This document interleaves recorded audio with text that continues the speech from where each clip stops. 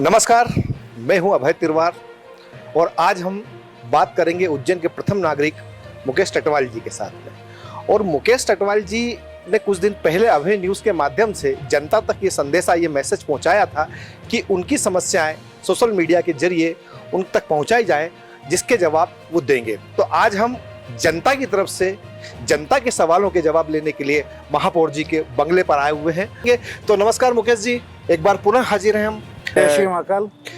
और आपका भी स्वागत जी है जी जी कि आपने एक इतना अच्छा कार्यक्रम करके जनता के सवाल आप जी मुझसे जी पूछ रहे हैं। मैं आपको नहीं, आपने बड़े ही सहज भाव से अभय न्यूज़ के माध्यम से जनता तक ये बात पहुंचाई थी कि उनकी समस्याएं आप तक पहुंचाई जाएं। और मैं समझता हूं कि ये पहला प्रयोग है और बाकी जनप्रतिनिधियों को भी मेरे ख्याल से ये एक अच्छा मैसेज भी है और ये एक अच्छा आइडिया भी है कि जनता से पूछा जाए कि वो क्या चाहते हैं। और इन दिनों चूंकि सोशल मीडिया सबसे बड़ा सशक्त माध्यम है, तो चलिए हम अब शुरू करते हैं, ज़्यादा वक्त ना गंवाते हुए ये जानते हैं कि जनता आपसे क्या चाहती है और उनके जो सवाल है। सवाल तो बहुत सारे, लगभग 1000 सवाल हैं, लेकिन इसमें से कुछ सवाल हमने सिलेक्ट किए हैं और बाकी सवालों का जो पुलिंदा है वो हम आप तक देंगे और ये उम्मीद करेंगे कि उन सवालों के जवाब आप अपने तरीके से या उन समस्याओं का निदान भी करें।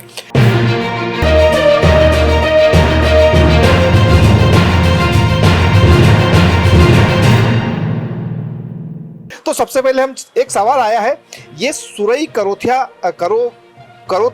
की तरफ से है, थोड़ा सा टिपिकल सा उनका सरनेम है, मैं माफी चाहता हूं। तो इन्होंने पूछा है कि शहर में हरियाली का क्या प्लान है जिससे हमें स्वच्छ वायु और गर्मी से राहत मिल सके। महाकाल वन प्रोजेक्ट में महाकाल वन कहाँ है और मां शिप्रा के लिए अभी तक आपने क्या किया, इसकी रिपोर्ट दीजिए। और फ्री में बांटने की राजनीति कब तक करेंगे। जो उन्होंने प्रश्न किया, काफ़ी अच्छा प्रश्न किया है। पहली बात तो महाकाल वन नहीं, महाकाल लोक अपने यहाँ बना है जी। दूसरी बात, हरियाली और पर्यावरण के लिए आप सबके आशीर्वाद से उज्जैन नगर पालिका निगम ने एक बहुत ही महत्वपूर्ण काम किया और बाकी सब तो हम काम कर रही हैं, लेकिन एक जो नया काम किया मैं आपको बताना चाहता हूँ। हमारे जो उज्जैन का सबसे व्यस्ततम चौराहा है वो माँ चामुंडा माता का चौराहा है जी। वहाँ पर हमारी इंदो टेक्सटाइल की जो भूमि थी, अच्छा, जो और हमारा चौराहा जो प्रदूषण के माध्यम से भी सबसे ज्यादा प्रदूषित, ज्यादा ट्रैफिक था वहाँ पर। तो उसी चौराहे पर, उसी कीमती जमीन पर नगर पालिका निगम वहाँ पर नगर वन बना रहा है। अच्छा। और वहाँ पर इतने सारे पौधे लगा रहे हैं, इस प्रकार के पौधे लगा रहे हैं कि वो जो हमारा चौराहा जो सबसे प्रदूषित चौराहा था वो सबसे स्वच्छ चौराहा होता है। उसका काम प्रारंभ हो गया है और वहाँ पर जो आप उज्जैन शहर वासियों को एक नई चीज़ देखने को मिलेगी, उसकी डिजाइन हमने इस प्रकार से की, जो पैदल पगडंडियों के माध्यम से लोग जाएंगे जी। वहाँ पर जो पुराना तालाब था उसको भी हम बहुत सुंदर बना रहे हैं। उसी के साथ में पास में लगी हुई भूमि पर हमने एक अवतरण उद्यान भी बना रहे हैं। अवतरण उद्यान की हमारी कल्पना ये है कि जिस व्यक्ति का जन्मदिन होगा वो वहाँ जाकर के पौधा लगाए। उस पौधे के हम उससे शुल्क लेंगे और पौधे की रेख देख हमारे नगर पालिका निगम के कर्मचारी करेंगे और उस पौधे पे उसका नाम लिखा हुआ रहेगा। तो पर्यावरण और हरियाली के लिए हमने कितना बड़ा काम तो हमने ये प्रारंभ किया। दूसरा, हमने जब वृक्षारोपण के नाम पर काफ़ी सारे वृक्ष जाते थे और उनकी कोई देख रेख नहीं होती थी और वो वृक्ष खराब हो जाया करते थे जी, या अपन कहें कि एक वृक्ष की हत्या हो जाया करती थी, तो हमने अब उन स्थानों पर ही वृक्षारोपण करने की अनुमति देते हैं और उन्हीं को हम वृक्ष देते हैं जो उसको पाले, पोषित कर पाए। जी जी। तो इस दिशा में हमने काम किए। बाकी हमने वृक्ष मित्र योजना बनाई है। अभी आपने देखा होगा विगत दिनों कि कई हमारे बड़े बड़े वृक्ष गिर गए, कई बड़े बड़े वृक्ष आसानी से गिर गए, तो लोग गिर गए तो पता ही चला क्यों गिर रहे हैं। तो हमारे यहाँ पर जो हमें सीमेंट कांक्रीट की रोडें बना दी है, डम्बर की रोडें बना दी है और हमने पेड़ को भी उस रोड के अंदर का हिस्सा बना दिया जी जी जी। तो उसके कारण से क्या हुआ कि पेड़ जो नीचे तो जड़ में है और ऊपर बीच का जो हिस्सा जो उसमें दबा हुआ है जी, वो इतना कट गया है, तो ना उसका और पोषित भी नहीं हो पा रहा है। तो ऊपर से तो होता, तो हमने उसको एक वृक्ष मित्र योजना बनाई है जी, हमने फ्रीगंज से प्रारंभ किया है। तो उनके आसपास का एरिया खुदवा करके सर्कल तैयार कर, गमले नुमा और मिट्टी डाल करके, और जो कोई व्यक्ति अगर उसकी वृक्ष की वो करना चाहता है देख रेख, तो वृक्ष में उसका नाम भी लिख रहे हैं, उसको हमने नाम दिया वृक्ष मित्र योजना। तो इस दिशा में हम काफ़ी नए नए काम भी कर रहे हैं। दूसरा, मैंने एक चीज़ और कही है कि हम कोई भी नया बगीचा नहीं बनाएंगे जब तक कि हमारे पुराने बगीचे व्यवस्थित नहीं हो पाते। तो हमने अभी प्रारंभिक तौर में 13 पार्क हमने लिए जी, जिनको ठीक करने का हमने लक्ष्य लिया है। उसके बाद में सारे सूचीबद्ध तरीके से उनका काम करेंगे ताकि हम सारे जो पहले से हमारे उद्यान है, हमारे वृक्ष हमारे उन सब का हम अच्छे से देख रेख पोषित कर। एक सवाल और आया है इंद्रजीत सोलंकी की तरफ से, ये पूछते हैं कि महापौर जी, उज्जैन धार्मिक नगरी है और श्रावण मास भी चल रहा है, उज्जैन के प्रमुख मंदिरों के रोड को व्यवस्थित बनाया जाए, जो टाटा द्वारा बेतरतीब गड्ढे खोदे गए हैं, प्रमुख मंदिर मार्ग का डामरीकरण किया जाए। और सवाल यह है कि जो मंदिरों पर जाने का जो रास्ता है, जो मार्ग है, उन पर जो टाटा की मेहरबानी से बड़े बड़े छेद हुए पड़े हैं, जिस पर जनता गिर रही है, परेशान हो रही है, तो उसको लेकर आप कितनी जल्दी उस पर काम होने वाला है? नहीं, वास्तव में ये उनका प्रश्न ठीक है, क्योंकि हमारे शहर को टाटा ने इस प्रकार से बेदर्जी से खोदा है और उनके जो काम है बिल्कुल भी किसी भी कीमत पर उनको हम मान्य नहीं कर सकते कि उन्होंने अच्छा काम किया है। उन्होंने अनावश्यक रूप से और इसी तरीके से काम को खोद करके हमारे शहर को बिगाड़ने का काम करा है। तो मैंने इसमें टाटा के ऊपर पेनल्टी लगाने की हमने काम की। अच्छा, कितनी पेनल्टी लगी महापौर जी अभी तक? उसकी लाखों में पेनल्टी है, उसका एग्जैक्ट आंकड़ा तो मुझे नहीं पता जी, लेकिन उसमें हुआ क्या करता, पेनल्टी काट करके उसी खाते में जमा कर ली जाती थी। हाँ हाँ, और पेनल्टी का कोई पैसे का उपयोग नहीं कर सकते। अच्छा, अभी मैंने हमारे अधिकारियों को निर्देश दिया है और उनसे टेंडर लगाने के लिए भी कहा है कि उसी के जो हमने पेनल्टी के जो पैसा है उसी पैसे से जो उन्होंने काम खराब करा है उसका निर्माण हम करवाएं। अच्छा, तो इस दिशा में हम काम करवाने वाले हैं। यही हमारे सारे मंदिरों की व्यवस्थाओं की बात है। तो हमने सारे मंदिरों के जो पोच मार्ग है उनको हमने ठीक करने का काम प्रारंभ किया है और बहुत सारे मंदिरों को हमने कर भी दिए। कहीं पेच वर्क किया है, कहीं सफाई की है, कहीं हमने अच्छी नई रोड बनाने का काम भी किया है। जैसे बाबा महाकालेश्वर की सवारी के लिए भी हमने जो रोड बनाने का हमने काम प्रारंभ किया है और पूरा सवारी मार्ग भी हम बनाने वाले हैं। तो इन सारी दिशाओं में हमने उसको लेकर के काम किया है। अगर कहीं कुछ किसी मंदिर के आसपास कोई रोड ज़्यादा खराब है या हमारे को नज़र में नहीं आई है, हमको तो जानकारी नहीं पहुँची है, तो आपके माध्यम से अगर उनका वो स्थान भी बता देंगे तो उन जगह को भी हम ठीक करवाने का काम करेंगे। एक और हमारे दर्शक हैं, आपके फॉलोअर भी हैं, शेखर माली जी, वो ये पूछते हैं कि सिंहस्थ क्षेत्र की जमीनों को चिन्हित कर देना चाहिए। सुझाव है उनका कि सिंहस्थ क्षेत्र की सारी जमीनों को चिन्हित कर देना चाहिए और किसानों को अच्छे रेट का मुआवजा देकर जमीन को स्थायी तौर पर अधिग्रहण कर लेना चाहिए, ताकि किसान भाई उस पैसे से वो जो कीमत आप अदा करने वाले हैं या सरकार अदा करने वाली है, वो दूसरी जगह जमीन ले सके और ये बार बार के झंझट से मुक्ति हो जाए। उनका सुझाव अच्छा है। जो हमारे स्तर की नगर पालिका निगम के माध्यम से जो कार्य होना है जी, तो जो सिंहस्थ की भूमि जो चिन्हित है उन पर हम किसी प्रकार का अतिक्रमण नहीं होने देंगे जी, और जिन स्थानों पर हमारे आने से पहले अतिक्रमण हो गया है उसको भी हटाने की हम कार्रवाई निश्चित रूप से कर रहे हैं। लेकिन जो उन्होंने सुझाव दिया उसको शासन को जरूर भेजेंगे कि हमको जो सिंहस्थ आने वाले समय में किस प्रकार से अधिक संख्या और बढ़ने वाली है। तो जब नई जगह आरक्षित करना चाहते हैं, अगर सरकार उसको वास्तव में ले ले तो वो भी उनका एक अच्छा सुझाव है कि ताकि उन लोगों को भी बार बार का झंझट, शासन को भी हम उसको प्रस्ताव उसको भेजेंगे। जी जी। एक और दर्शक है नीतू साहू 1919, इनकी शिकायत भी और सुझाव भी है कि उज्जैन में दौलतगंज घी मंडी क्षेत्र, जो बाबा महाकाल के दर्शन हेतु रास्ता जाता है, यूको बैंक, गणेश मंदिर, इतना ट्रैफिक हो जाता है कि दुकानदार अपना ट्रक लगाकर दर्शनार्थियों को परेशानियों का सामना करना पड़ता है और कुछ बोलने पर लड़ाई होती है। ऑटो चालक को ट्रक के कारण भी परेशानियों का सामना करना पड़ता है। नगर निगम कृपया इस पर ध्यान दे। मतलब दौलतगंज से जो सीधा रास्ता जाता है उस पर वहाँ आसपास लोडिंग ट्रक, चूंकि दुकानें हैं वहाँ पर, दौलतगंज के अंदर थोक किराना है, तो आमतौर पे वहाँ पर बड़े बड़े वाहन लग जाते हैं और उसकी वजह से ऑटो वगैरह नहीं निकल पाती है। और ख़ास तौर से जब कोई विशेष अवसर होता है तो ये नीतू साहू का ये कहना है कि कृपया नगर निगम इस पर ध्यान दे कि वहाँ पर आने जाने की जो आवाजाही वो थोड़ी सी सुगम हो जाए।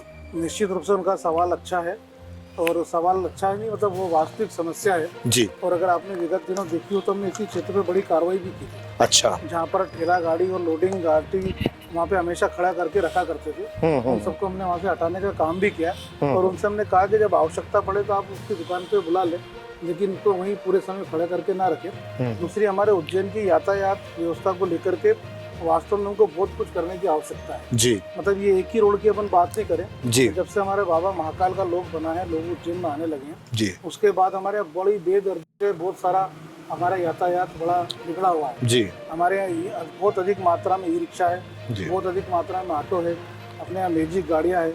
ये सारी गाड़ियों वाले और हमारे जो व्यापारी हैं, हमारे यहाँ रोडें छोटी है जो पहले उसका से बनी हुई थी, उसके बाद में दुकान के आगे भी लोग सामान रख करके अपना व्यवसाय करते हैं हम्म। और उसके आगे वाहन खड़ा कर देते हैं, तो वास्तव में कहीं कहीं तो निकलने निकलने तक की में जगह नहीं समस्या रहती। होती है। और इसी को लेकर हमने छतरी चौक पर जो हमने जो प्रतिक्रम हटाने की कार्रवाई की हो, जी। ये सब उसी कार्रवाई का उसी हिस्सा है। तरफ में। और मैं आपको एक जानकारी और देना चाहता हूँ, इसी समस्या को जूझते हुए इसके समाधान निकालने के लिए हमने कई कदम उठाए। जी अभी हमारा नगर पालिका निगम में एक टेंडर लगा हुआ है, वो टेंडर हमने दूसरी बार लगाया, पहले बार कोई नहीं आया था।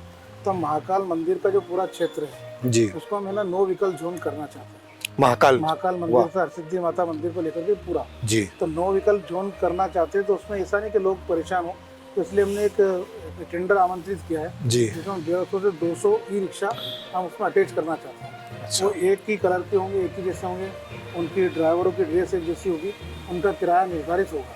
तो अच्छा। जो हमारा अभी हमने पार्किंग स्थल बनाया है जी मेघदूत वन जी हरी फाटक ब्रिज के वहाँ पे, जी। तो वहाँ तक अपनी गाड़ियों से वो लोग आएंगे हाँ और हाँ। आने के बाद में वहाँ से उन रिक्शाओं के माध्यम से वो जा सकते हैं पूरे क्षेत्र में, ताकि इनको थोड़ा सा कंट्रोल किया जा सके। मतलब वहां से लेके वहां तक ई रिक्शा के माध्यम से जाएंगे और जो वाहन आएंगे वो वहीं पर वहीं पे रह जाएंगे। रुक जाएंगे। इस प्रकार की हमने अलग अलग जगह योजना बनाई है। अच्छा। ऐसे हमने काल भैरव के क्षेत्र में योजना बना रहे, मंगलनाथ क्षेत्र में योजना बना रहे, लेकिन पहले हमने प्रारंभ वहाँ से कर रहे हैं। अच्छा। दूसरा मैंने प्रमुख जो हमारी दूर दूर कॉलोनियाँ जो बनी हुई है जी। उन कॉलोनियों से भी हम सिटी बस हम चालू करना चाहते हैं ताकि वो आ जाए। हमारे जो ई रिक्शा वाले इन्हीं ई रिक्शा चालकों को उसके अंदर वहाँ पे कन्वर्ट करेंगे। अच्छा, जोड़ा जाएगा। जो टेंडर लेगा तो वो इन्हीं में से लेगा। अच्छा। और अच्छा। बाकियों को जो छोटी छोटी कई कॉलोनियाँ हैं जहाँ से लोगों को आज भी आने के साधन नहीं मिलते, तो इनको इसी प्रकार से मैंने यातायात विभाग से बात की, प्रशासन से बात की कि इनको इस प्रकार के परमिट दिया जाए, इस प्रकार नंबर दिया जाए, ताकि कॉलोनियों से भी इनको मुख्य रोड तक आने के लिए जोड़ा जाए। और अधिक मात्रा में अपने उज्जैन दर्शन बस भी हमने प्रारंभ किए जी। जब मात्र 100 रुपये में उज्जैन दर्शन करवाती है। तो ये सारे कदम इसी यातायात व्यवस्था को लेकर के, अतिक्रमण को हटाने को लेकर के हम निरंतर कर रहे हैं। हाँ महापौर जी, इसी प्रकृति का एक और सवाल जो आया है वो अक्षय डोडिया की तरफ से आया है। और अक्षय डोडा का ये कहना है कि स्मार्ट सिटी में उज्जैन यातायात से कितनी समस्या हो रही है। स्मार्ट सिटी की वजह से मतलब समस्या वही है, उसकी कुछ व्यवस्था नहीं है। गोपाल मंदिर या पुरानी सिटी तक रहने वालों से समस्या आपने पूछी, वीआईपी वाहनों को प्रवेश देना और उज्जैन वालों को उस रास्ते से भगा देना, ये कौन सा नियम है। पिछली गली में घर है और वहां तक पहुंचने के लिए कई किलोमीटर घूमना पड़ता है।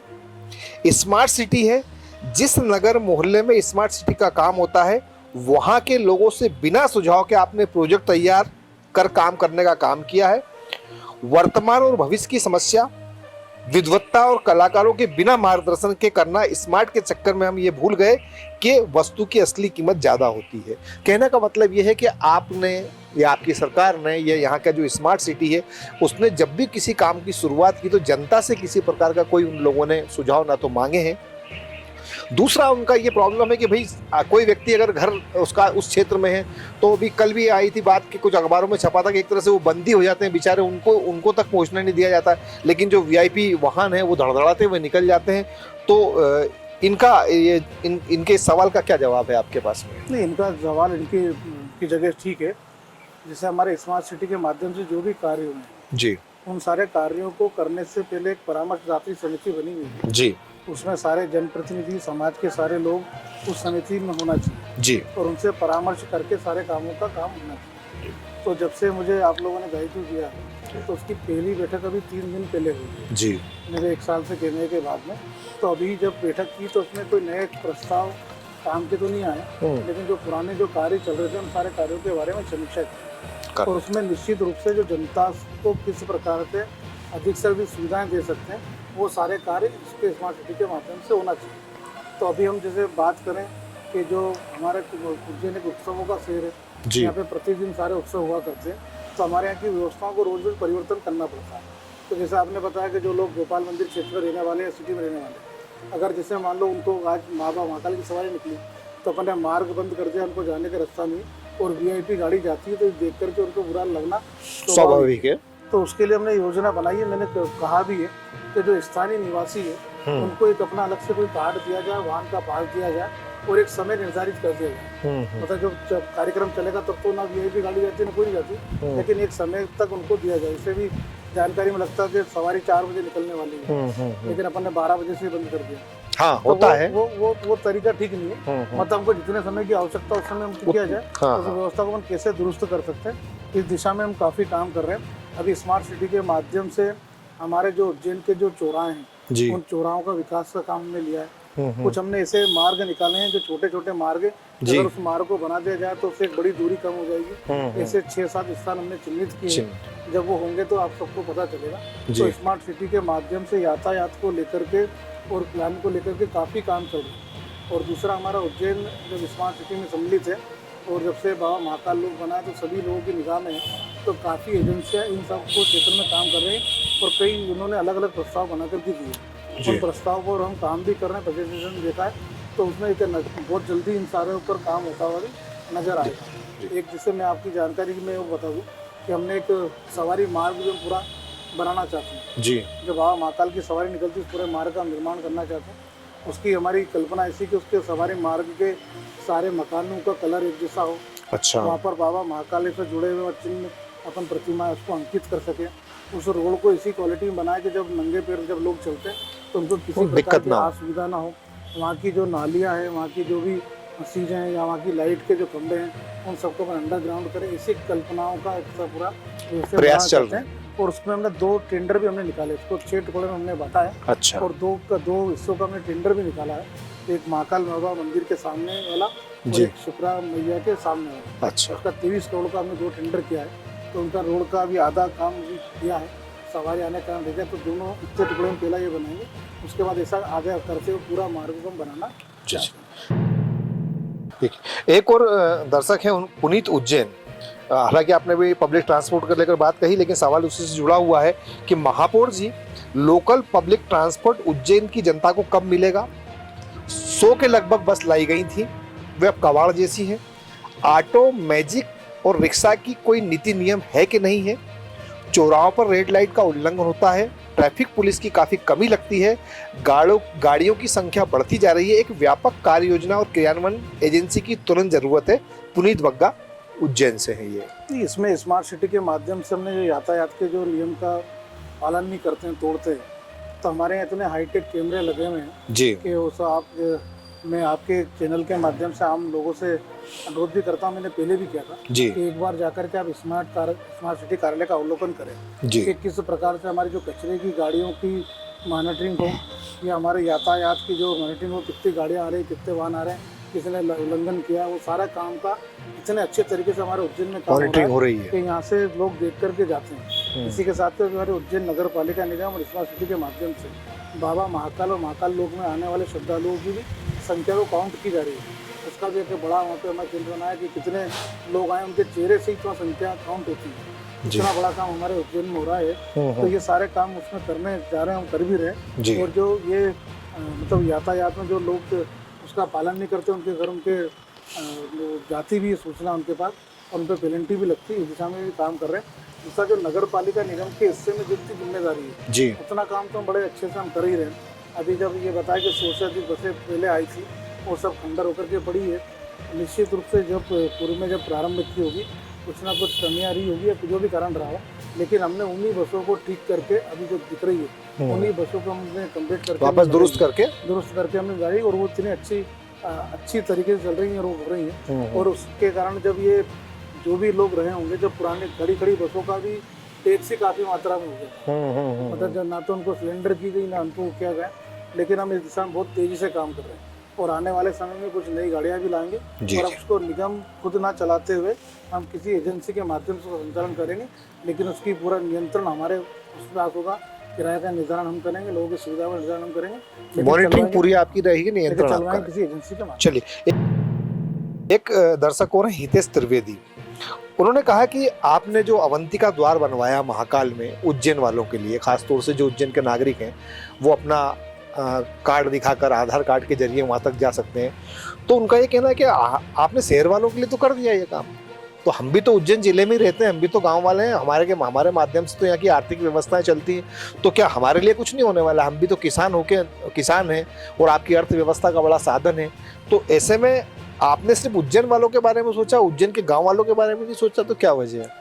नहीं, बाकी तो हम पूरे जो देश भर से आने वाले श्रद्धालुओं के बारे में सोचते नहीं, अवंतिका द्वार की बात, मैं अवंतिका द्वार के बारे में बता रहा हूँ। तो अवंतिका द्वार के बारे में ही बताना चाह रहा हूँ आपको। जी तो हमारे आने वाले सारे श्रद्धालु हमारे लिए बहुत ही महत्वपूर्ण है और उनको किसी प्रकार की कोई भी दिक्कत नहीं है, उसका अपन को दर्शन करवाने की व्यवस्था अपन करते हैं।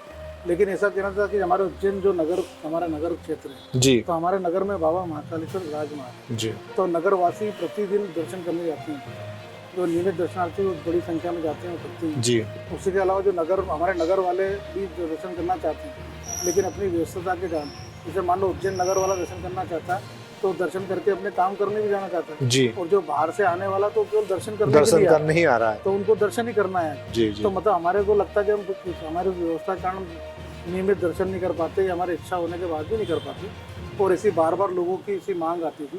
तो हमने उज्जैन नगर क्षेत्र में रहने वाले लोगों के लिए अभी अवंतिका द्वार हमने प्रारंभ किया। जब हमारे महाकाल लोक का सेकंड फेज का पूरा जब काम पूरा हो गया तो इसमें और अधिक सुविधा होने वाली, किसी को इस प्रकार की कोई समस्या नहीं पड़ेगी नहीं कि वो उसी अलग से कोई मांग करे। दूसरा एक प्रश्न और मैं आपके माध्यम से अपने बताना चाहता हूँ जी कि अपने बाबा महाकालेश्वर मंदिर की व्यवस्थाओं को लेकर के बहुत सारी बातें अनावश्यक होती, बिना जानकारी के लोग बोलते हैं। जी तो मैं चाहता हूँ कि आपके माध्यम से लोगों को जानकारी होना चाहिए कि एक तो बाबा महाकालेश्वर मंदिर में दर्शन करने का किसी प्रकार का कोई शुल्क नहीं होता। पहली चीज, जी हमारे यहाँ शीघ्र दर्शन का शुल्क लगता है, जो हमारे उज्जैन में नहीं सारे देश भर में हर जगह लगता है। जो चाहता है कि मैं जल्दी दर्शन कर लूँ तो उसका नाम है शीघ्र शीघ्र दर्शन तो उसकी रसीद कटती है। तो उसी के अंदर हमने क्या करा, पहले जो वीआईपी लोग हुआ करते थे उनकी रसीद नहीं कटती, तो उनकी रसीद काटना उनकी शुरू कर दी, रसीद बनाना शुरू कर दी। अब जो भी शीघ्र दर्शन का लाभ लेना चाहता है उसको वो रसीद कटवा ले और चला जाएगा। अभी प्रोटोकॉल के अंदर विधायक, सांसद, मंत्री, महापौर, पार्षद, जी इन लोगों के लिए स्वयं के लिए, मतलब उनके परिवार को नहीं, खाली इनको उस व्यवस्था में छूट दी है। दूसरी बात, हमारे जो भस्म आरती होती है वो भस्म आरती 500 लोगों को प्रतिदिन निःशुल्क होती है जी। उसमें किसी प्रकार का कोई शुल्क नहीं लिया जाता, लोगों उसको करवा के जाए। लेकिन हमारे वातावरण को ऐसा बनाते हैं कि हम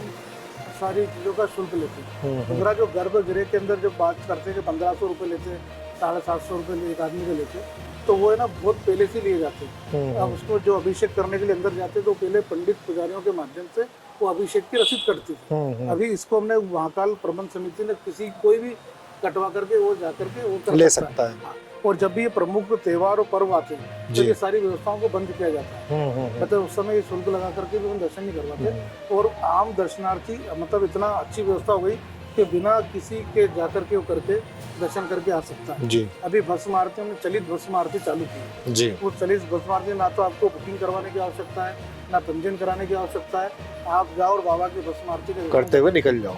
तो इससे भी प्रति 30,000 40,000 लोग कर रहे हैं। तो ये सही जानकारी भी हम सब लोगों को पता होना चाहिए। और मेरा ऐसा मानना, जो जिसको जल्दी है, जो अपना आपको वीआईपी मानता है, अगर वो बाबा को कर शुल्क देकर के जाता है तो उसमें कोई बुराई नहीं है। एक दर्शक और है आकाश शर्मा जी, उनका कहना था कि मुख्यमंत्री जी ने ये कहा था कि कभी भी किसी की अब ठेले वगैरह या गुमटी वगैरह जब्त नहीं की जाएगी, लेकिन इसके बावजूद भी जो है वो ठेले वगैरह जब्त किए जा रहे हैं। नगर निगम गरीबों को परेशान कर रही है, तो इसको लेकर जवाब चाहते हैं वो। मेरा ऐसा मानना कि ठेला गुमटी का सबसे ज्यादा उसका दर्द मेरे से ज्यादा कोई नहीं समझ सकता जी जी, क्योंकि मेरा भी खुद का पान का ठेला है जो आज लगा हुआ जी। तो जब मैंने सबसे पहले जब महापौर बना था तो हमने महापौर पंचायत की थी ठेला गुमटी वालों की, तो उनको यही बताने की हमने कोशिश की थी और आप भी उसी दिशा में काम कर रहे हैं जी। उसको बड़े पैमाने पर हम उस पर काम कर रहे हैं। जैसे मैंने भी बताया कि हमने छतरी चौक से जब हटाया तो उनको अपन बसाने की हम बात भी कर रहे हैं, लेकिन ठेला गुमटी को उसी जगह से हटाया जाता है जिस जगह पर यातायात में बाधा होती है, किसी की शिकायत आती हो या उसके कारण से लोगों को परेशानी हो रही हो, या जिसे हमको बार बार समझाते कि आप थोड़ा पीछे लगा लो। अगर आप देखेंगे तो एक ठेला लगा हुआ है, उस ठेले के आगे 2-3 ठेले और लगा लिए और ऊपर से इतना सारा करे, जबकि वो अपना व्यापार एक ठेले पे लगा करके ही काम कर सकते हैं। तो जो ठेले व्यापारी हमारे जो भाई लोग हैं उनको भी समझना पड़ेगा कि हमको केवल अपना व्यापार करना, तो उतनी जगह का इस्तेमाल करें जिससे हमारा व्यापार चलता है। अनावश्यक रूप से ना तो उनको परेशान करें ना अन्य लोगों को होना चाहिए। दूसरे जो हमारे माननीय मुख्यमंत्री जी ने घोषणा की थी वो चलित ठेले वालों के लिए की थी। अच्छा, मतलब कोई स्थायी वहाँ खड़ा नहीं रहे। वो ठेलों की परिभाषा ये है कि वो चलता रहे और चलता रहेगा तो किसी को कोई परेशानी नहीं आएगी। और मैं आपके चैनल के माध्यम से विश्वास भी दिलाना चाहता हूँ कि अनावश्यक रूप से हम किसी को परेशान नहीं करेंगे, लेकिन जहाँ ज़्यादा आवश्यक है तो वो कार्य हमको करना ही पड़ेगा, चाहे हमारे शहर की सुंदरता को लेकर के हो या हमारे यहाँ आने वाले श्रद्धालुओं को लेकर के हो। मतलब नियम कायदे में जो चीजें रहेंगी उनको कोई परेशानी नहीं है। चलिए। एक और दर्शक हैं विनोद मनवंतरकर, इनका ये कहना है कि बड़ा अच्छा सवाल उन्होंने बहुत कम शब्दों में पूछा है कि साफ एवं बहते पानी वाली क्षिप्रा मैया के दर्शन कब होंगे? बिल्कुल होंगे और निश्चित रूप से होंगे।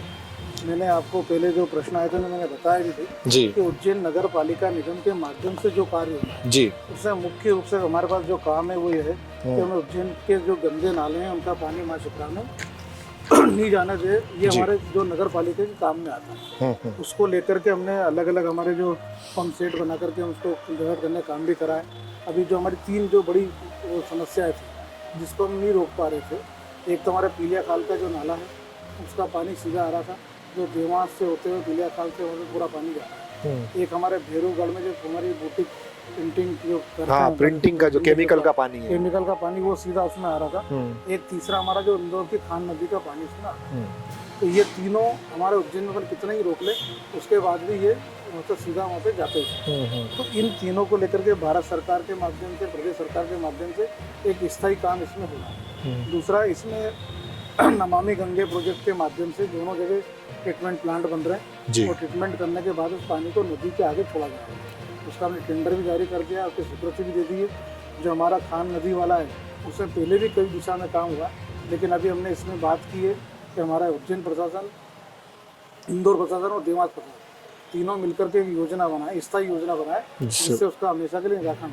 हम जब भी कुछ पर्व आता समय पर करते हैं अपन अस्थायी वो डैम बना करके उसको रोक देते हैं, फिर भी उसको डाइवर्ट कर देते हैं, कभी कहते पाइप के, लेकिन उसका जो भी निराकरण होगा स्थायी होगा। उस दिशा में काम भी चल रहा है, उसके पैसे भी स्वीकृत हो गए। दूसरी बात, जो हमारे उज्जैन के जो गंदे नालों मिलने की जो समस्या बार बार आती है जी, तो उसके लिए हमने जो हमारे पंप सेट के माध्यम से भेजते, लेकिन हमारे जो टाटा सीवरेज वाला जो काम चल रहा है जी, वो सारा फर्स्ट फेज का काम उसी दिशा में हमने करवाया है। तो जब उसका ये फर्स्ट फेज का जब काम पूरा हो जाएगा तो करीब हमारे 2-3 नाले बचेंगे, बाकी सारे नाले उसमें जुड़ करके पानी उसमें नहीं जाएगा। तो उसको हम बहुत तेजी से काम करवा तो रहे हैं। कब तक मतलब क्षिप्रा मैया कब तक ऐसी स्वच्छ नजर आएगी? मतलब सवाल ये भी है कि वक्त कितना है इसमें, कोई समय सीमा का कोई निर्धारण आपने किया है कि इस प्रोजेक्ट को हम 1 साल में निपटा लेंगे या 2 साल में निपटा लेंगे? सवाल तो हर बार यही आता है, दावे तो हमेशा होते हैं, लेकिन अब जैसे दर्शक ने यही तो पूछा कि हम कब तक देख लेंगे इस बात को। मैं यही बताना चाहता हूँ जी, उस बात को गंभीरता से समझना पड़ेगी और मैसेज देना पड़ेगा। जी, पहले तो जैसे मान लो कोई समस्या है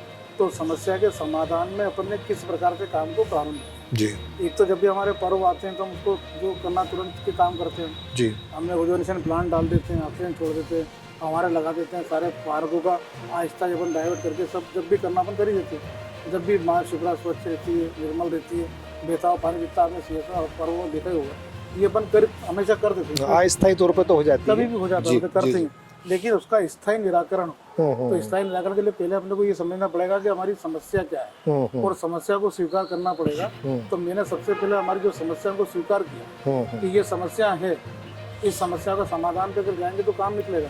तो जब मैंने समस्या समझी, स्वीकार किया, उसके सामने काम कर रहे हैं। अगर मैं यूँ मानूं ही नहीं कि कुछ होता ही नहीं, हाँ बिल्कुल, तो फिर काम होगा ही नहीं। जी, जी, तो अभी तक जिन लोगों ने भी किया उन्होंने भी उस काम को सुधारने के प्रयास किए, लेकिन निश्चित रूप से इसमें समय जरूर लगेगा।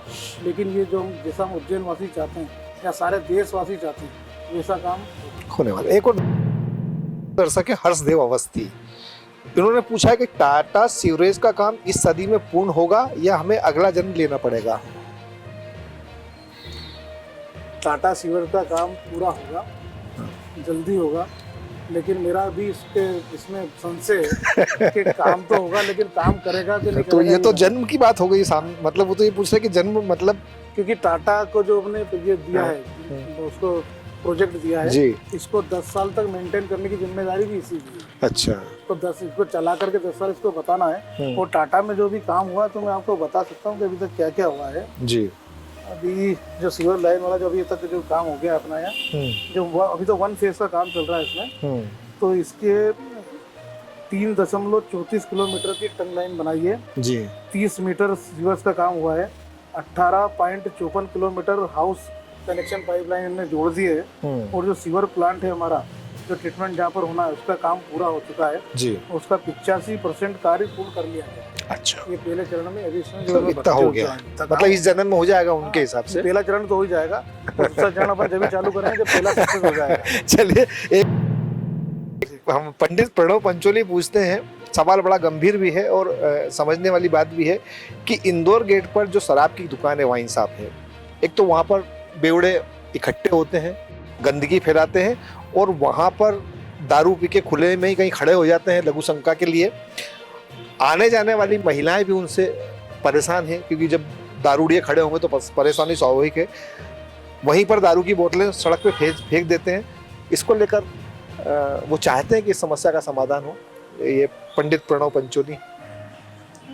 दुकान अन्य जगह पे शिफ्ट होना चाहिए, इसके लिए हम नगर पालिका निगम के माध्यम से भी पत्राचार करेंगे, बता देंगे। दूसरा जो वहाँ पर जो नगर निगम के हिस्से में जो कार्रवाई आती है जी, वो तो हम पूर्णतः गंदगी तो साफ कर ही सकते हैं।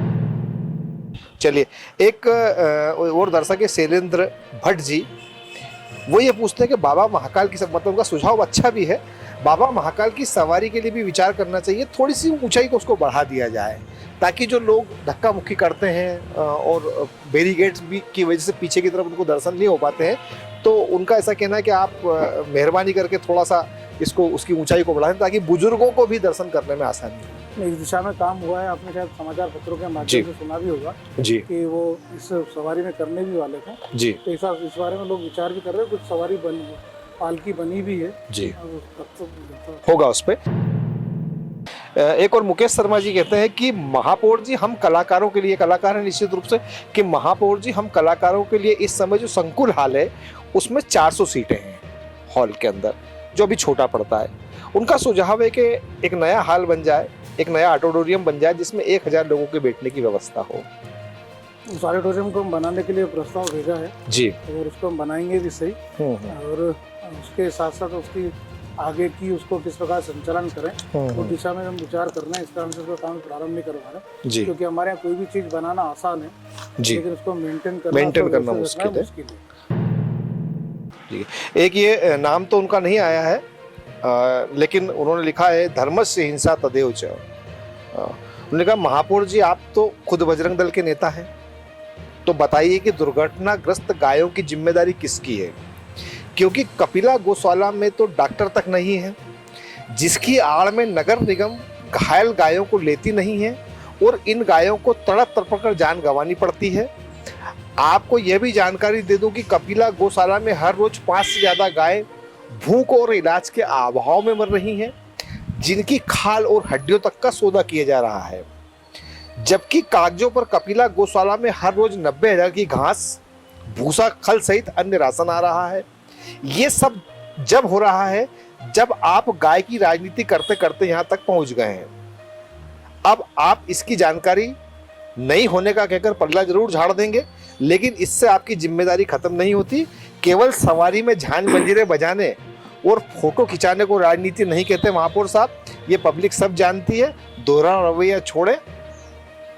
मेरा एक दिन मोदी ने अपना नाम तो नहीं बताया जी, मैं आपसे भी कहता हूँ, मोदी से भी कहता हूँ जी, कि एक बार हमारी कपिला गौशाला जरूर जाए जी, और आपके कैमरे लेकर के जाए जी, और आप पूरा उसका वहाँ जाकर के एक बार अवलोकन करें। जी, दूसरा मैं आपको ये मुझे बताने में कोई अतिशयोक्ति नहीं है कि जो कपिला गौशाला जो बनी है जी, नगर पालिका निगम के माध्यम से हमारे उज्जैन में गौशाला बनी है, जी, बाकी किसी नगर निगम में गौशाला नहीं बनी, क्योंकि गौशाला चलाने का दायित्व तो हमारे समाज सेवियों का रहा है, जी, हमारे साधु संतों का रहा है, हमारे मंदिर मठों का रहा है, जी, लेकिन नगर पालिका निगम ने गौशाला बनाई तो एक उन्होंने एक अच्छा निर्णय उन्होंने लिया जी, और गौशाला के मामले में हम बजट पे एक दिन का भी हम देरी नहीं करते क्योंकि वो इतनी संवेदनाओं से जुड़ा हुआ विषय है। मतलब वहाँ प्रति गाय का 1500 रुपये माह का करीब खर्च होता है। दूसरी बात हमको जो बताएं डॉक्टर नहीं, डॉक्टर हमारा वहाँ नियमित डॉक्टर जी, जो गाँव की गायों का इलाज करता है, वहाँ के साथ साथ जो मार्ग में जिन गायों की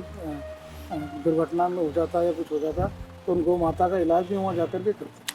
हाँ, लेकिन एक बात ये है कि हमारे पूरे इस उज्जैन में जी, जो बीमार गाय हो गई, एक दुर्घटना में उसकी जख्मी हो गई, उन गायों को रख करके एक इलाज करने का स्थान अपने यहाँ नहीं है। और इसको मैंने कई समाज सेवियों से, कई लोगों से मैंने की कि इस दिशा में आप काम करो, इस दिशा में आपको जो नगर निगम जितनी मदद चाहिए हम देंगे, क्योंकि नगर पालिका निगम की जो हमारी गौशाला है उस गौशाला में इस प्रकार की व्यवस्था हम नहीं कर सकते, क्योंकि वहाँ जो हमारी जो 600 गायों की क्षमता वाली हमारी पालने वाली जगह है वो, इलाज वगैरह नहीं हो पाता 600 गायों की जो हमारी क्षमता है जी। इसमें 1600 से अधिक गायें हैं। अच्छा अच्छा। और वहाँ भी हमने जो बीमार गाय हैं उनको अलग रखते हैं और इनमें बीमारियां मतलब एक दूसरों को नहीं हो जाए तो हमने उतनी जगह में हम इतनी 600 वाली गायों में 1600 गायें हैं जी जी और जी। उसके बाद भी वहाँ उसके लिए हम प्रतिदिन उस पर निगाहें बनाए रखते हैं। हमारे पार्षदों को भी मैं बोलता हूँ, मैं खुद भी जब भी समय मिलता जब जाता हूँ और वहाँ के अधिकारियों को सीधा मेरे नंबर दे रखा है, वहाँ के आसपास के गांव वालों को भी मैंने बोला और आपके चैनल के माध्यम से मैं फिर कहता हूँ जी। कि कोई भी समाज सेवी कोई भी साधु संत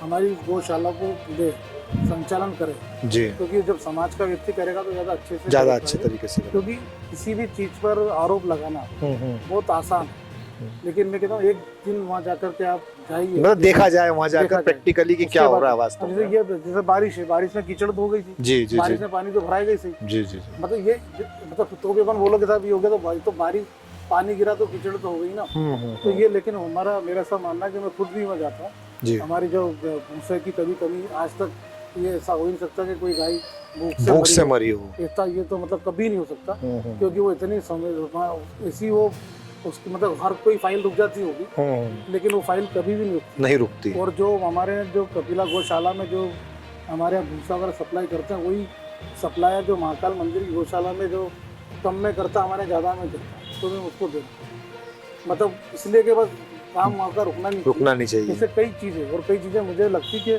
एक जो हमारे सरकारी कर्मचारी या नौकरी वो अपने भाव से करता लेकिन जो जिस प्रकार के ये विचार रखने वाले हमारे जो लोग हैं अगर ऐसे लोग इस दिशा में अगर आएंगे तो उनको और ज़्यादा अच्छे से उस काम कर सकते हैं क्योंकि उज्जैन नगर पालिका निगम ये केवल महापौर के अकेले की जिम्मेदारी नहीं है, ये जिम्मेदारी हम सारे शहर वासियों की है और कोई लोग इस दिशा में काम करना आना चाहते हैं जी अच्छे से करना चाहते हैं उनकी पूरी मदद स्वागत है उनका और जिस शर्त पे करना चाहते हैं जी जी अगर वो करना चाहते हैं उनको देने को तैयार। चलिए नाम तो उनका नहीं लिखा है लेकिन ये पूछता है कि अभय न्यूज़ के माध्यम से महापौर जी से ये सवाल पूछना है कि लगभग 10 से 15 वर्षों से बनी हुई कॉलोनी पार्श्वनाथ सिटी जो देवास रोड पे है वहाँ के रहवासी नल और बिजली की सुविधा से वंचित हैं।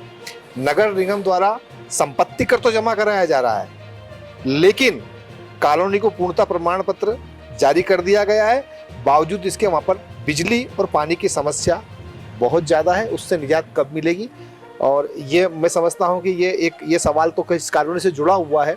इस तरह की जो पानी बिजली की जो समस्या है वो कई जगह पर है तो इसके बारे में भी वो जानना चाहते हैं कि क्या है मतलब पार्श्वनाथ सिटी की जो समस्या है बिजली को लेकर खास तौर से वहाँ के लोग आए दिन अभी बीच में आंदोलन भी किया था तो नगर निगम ने चूंकि उसको जब पूर्णता का प्रमाण पत्र जारी कर दिया तो फिर ये दिक्कत खत्म क्यों नहीं कर रहे हैं? ये विषय मेरे जानकारी में है जी और ये हमारे कार्यकाल के पहले की घटना है जी लेकिन वैसे बताया मैंने इसकी जो आपकी जो मकान बनाने की अनुमति को हमने रोक दिया था।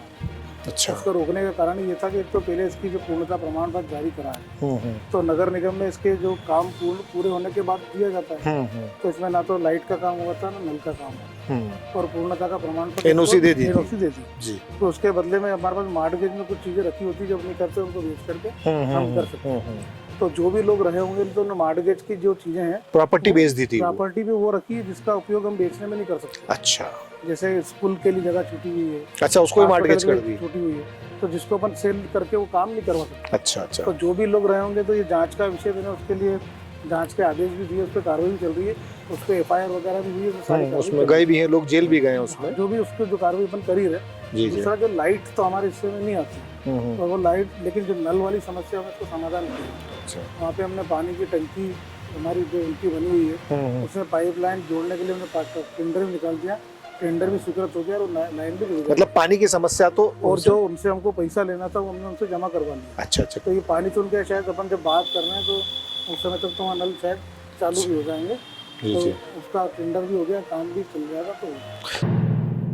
तो इसमें तो वैसे दर्शकों के बहुत सारी कॉमन समस्याएं भी हैं इसमें उनके अपन नाम लेकर बात करना संभव नहीं है लेकिन चूंकि वो समसामयिक समस्याएं हैं जैसे कि गार्डन्स जितने हैं उज्जैन के आपने कहा तो कॉलोनियों के बहुत सारे ऐसे गार्डन हैं जहां पर बरसों से कोई काम ही नहीं हुआ बल्कि जो झूले झंडे लगे थे वो भी लोग निकाल के ले गए बिक बुका गए वो भी और बच्चों के खेलने के लिए ग्राउंड जो होने चाहिए वो उसकी बहुत कमी है और नालियाँ जो है वो लगभग जो बहुत सारी खास तौर से शहरी क्षेत्र के बाहर से जो लगी हुई कॉलोनियाँ हैं वहाँ पर सफाई के नाम पर सिर्फ कागजी चल रहा है, नालियाँ चौक पड़ी हुई हैं।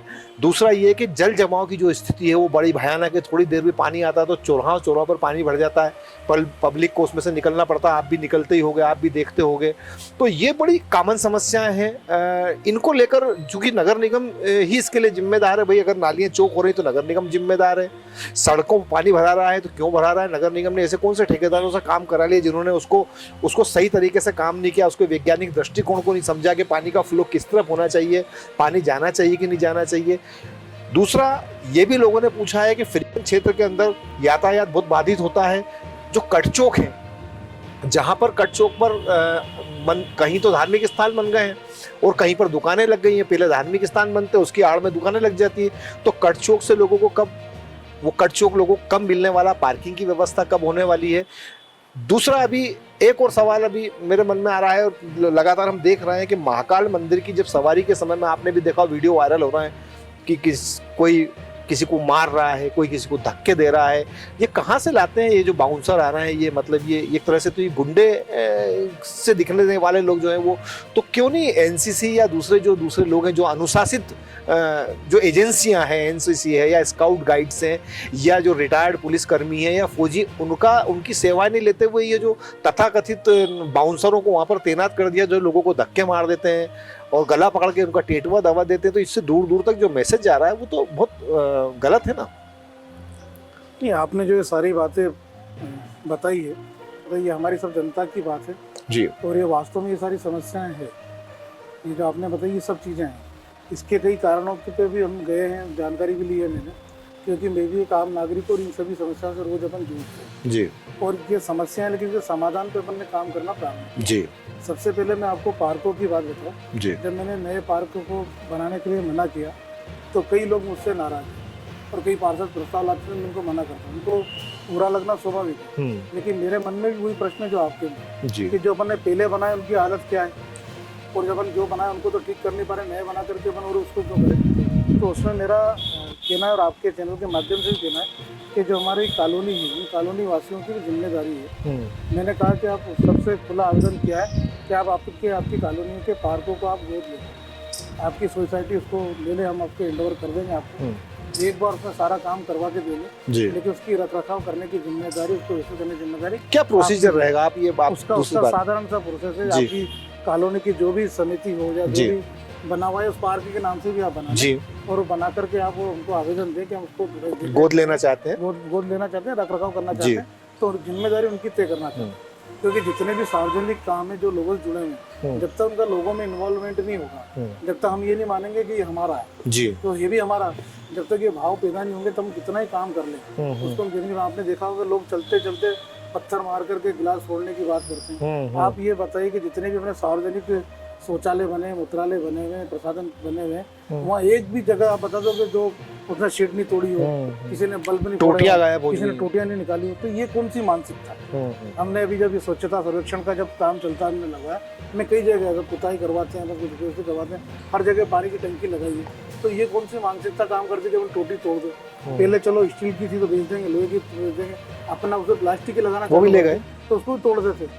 तो इन सब चीजों में भी लोगों को भी अवेयर होने की जरूरत है, और कोई अपने सामने भी करता है तो उसको अपने को समझाने की दायित्व भी अपना बनता है। जल जमाव की स्थिति को लेकर आप, क्योंकि ये बड़ी गंभीर समस्या है और अभी से नहीं है। जल जमाव की स्थिति ये है कि मतलब अगर आधे घंटे भी बरसात हो जाती है तो कई जगह स्विमिंग पूल हो जाते हैं शहर के अंदर। अलग अलग जगह के अलग अलग कारण है जी, मतलब कई जैसे नई जो कॉलोनियाँ बनी है जी, उनमें हमने सीवर लाइन अपने डाली है जी, सीवर लाइन डाली है तो उसमें अपने घर का पानी आने की व्यवस्था अपन ने उसमें कर दी और सीवर लाइन बना करके हमने उसको छोड़ दिया, गड्ढा बना कर जी, उसको आगे जाके कॉलोनी वाले ने व्यवस्था ही नहीं करी कि पानी कहाँ जाएगा। नहीं, बरसात का पानी जैसे फ्रीगंज में 3 बत्ती चौराहे पे जमा हो जाता है, अलग अलग जगह वही तो बता रहा हूँ, अलग अलग जगह अलग समस्या है। अब वो तो पानी वहाँ जाकर इकट्ठा हो गया, फिर उसके बाद में जो बारिश का पानी आएगा वो कहाँ जाएगा, उसकी व्यवस्था नहीं करी। तो उन सबके लिए बारिश का नाला अलग होना चाहिए, बारिश का पानी आएगा तो जाएगा ही, फिर उसकी निकासी व्यवस्थित होना चाहिए। कहीं पे उन्होंने लेवल से नहीं बनाई है, कहीं पे जो सड़कों का निर्माण हुआ तो किसी लोगों ने अपने घर के आगे होटलें बड़े बना लिए, सड़क नीचे रह गई है तो पानी का भराव रहता, निकलने का उसमें मार्ग नहीं है। ऐसे कई जगह अलग अलग कारण है और इससे बारिश में हमने बहुत सारे कारणों को मैं ठीक भी किया और आने वाले समय में उनको और बेहतर तरीके से पिछली बार हमको नॉलेज में आए तो उनको हमने समझा, इस बार किया और इस बार जो आ रहे हैं अभी पहले आप देखते होंगे बेगम बाग वगैरह में पूरा पानी भर जाया करता था। अभी बारिश हुई है लेकिन वो कॉलोनी में पानी नहीं भरा है, क्योंकि हमने जब बरसों से जब जाम नाले पड़े थे हमने उनको सबको वापस ठीक किया साफ किया, ठीक किया। हमारे यहाँ पे चले जाइए मनशामन गणेश मंदिर के पास में, जहाँ भी वहाँ पूरा पानी भर जाया करता था, तो वहाँ भी उस नाले की पूरी पूर्णतः सफाई करवाई है। तो इसे जहाँ जहाँ पे जो कारण हमको नॉलेज में आते जाने उनको ठीक करवाने का काम हम कर रहे हैं। चलिए, आपने जनता के सवालों के अच्छे तरीके से जवाब दिए और हम ये उम्मीद करते हैं कि जनता ने जो आपसे अपेक्षाएं रखी हैं उनको पूरा करें। बहुत सारे सवाल ऐसे हैं जो मैं आपसे नहीं कर पाया हूँ, क्योंकि समय की बाध्यता भी है। तो ये जो सवालों का पुलिंदा मैं आपको सौंप रहा हूँ और उम्मीद करता हूँ कि जनता ने जो कुछ आपसे चाहा है ये आप पूरा करें। और अगली बार जब हम बैठें तो ये जो सवाल जितने आए हैं इन पर भी चर्चा करेंगे कि आपने कितने काम पूरे किए। तो ये थे हमारे महापौर जी मुकेश सेटवाल। और जितने भी सवाल जनता की तरफ से आए हैं और जितने सुझाव आए हैं, हम भी ये उम्मीद करते हैं और यकीन करते हैं कि महापौर जी जिस तरीके से अब तक काम कर रहे हैं वो इन्हें पूरा करेंगे। और जन समस्याओं से जुड़े हुए जितने मुद्दे हैं वे बेशक वो गंभीर हैं, उन तमाम मुद्दों को लेकर जैसे कि उन्होंने बहुत सारी बातें बताई हैं हमें, और हमने देखा भी है कि वो काम कर भी रहे हैं। तो हमारी शुभकामनाएं भी हैं आपके साथ महापौर जी। और जनता की तरफ से भी हम आपसे अनुरोध करेंगे कि जो जो प्रॉब्लम्स हैं जनता की, आप चूंकि आप ज़मीन से जुड़े हुए हैं और काफ़ी समय बाद कोई ऐसा लीडर हम देखने को मिल रहा है जो जनता के बीच में जाकर काम करने की इच्छा रखता है, तो आने वाले समय में हम आपको और बेहतर काम करते हुए देखें। इसी उम्मीद के साथ मैं आपको धन्यवाद करता हूं। Thank you very much. आपने अभय न्यूज़ को इतना वक्त दिया, जनता के लिए और जनता के बीच आए, धन्यवाद। आपको भी बहुत बहुत धन्यवाद। और निश्चित रूप से आपका सुझाव इसी माध्यम से मिलते रहे। हमने नगर की बात महापौर के साथ भी प्रारंभ की है, इसके माध्यम से काफ़ी सुझाव मिलते हैं। मैं आपको बहुत सारी बातें बता नहीं पाया जो जिससे भले बड़े विकास नहीं हुए हैं, लेकिन जो हमारी संबल योजना चलती है उसके माध्यम से सामान्य मृत्यु के 2 लाख को 4 लाख मिलते हैं, उनको बिचौलियों खत्म करके हमने उसको डायरेक्ट कर दिया है। प्रधानमंत्री आवास के पैसे डलवाने के हमने काम किए, और कई योजनाओं की हमने बात ही नहीं करी, उनको हमने कितने सरल तरीके से लोगों तक पहुँचाने का हमने काम किया। क्योंकि समस्याएं आती है हम उनकी बात करते हैं, लेकिन एक वर्ग ऐसा जिनके लिए योजनाएं बहुत ज़्यादा महत्वपूर्ण है, उनको सुगमता से मिली। इस दिशा में हमने काफ़ी अद्भुत मतलब बड़ा परिवर्तनशील काम किए, ताकि अभी हमने घर घर जाकर के मैंने स्वयं ने बांटे, उनको सेंसन पत्रक मैंने खुद ने दिए कि आपका स्वीकृत हो गया है। चलो, अच्छी बात है। धन्यवाद। जय श्री माता।